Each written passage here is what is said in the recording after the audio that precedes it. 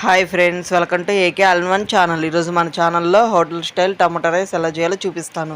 ముందుగా ఒక బాండీలో ఒక 2 టేబుల్ స్పూన్ ఆయిల్ వేసుకొని శనగిత్తనాలు ఫ్రై చేసుకోండి. ఫ్రై చేసుకున్న తర్వాత అవి కొంచెం వేగిన తర్వాత వేరే బౌల్లో కన్వర్ట్ చేయండి. కన్వర్ట్ చేసిన తర్వాత అదే ఆయిల్లో కొంచెం జీలకర్ర, కొంచెం ఆవాలు, దాంతోపాటు ఉల్లి పచ్చిమిర్చి వేసి ఉల్లిపాయలు బాగా ఫ్రై అయ్యేటట్టు వేగనివ్వండి.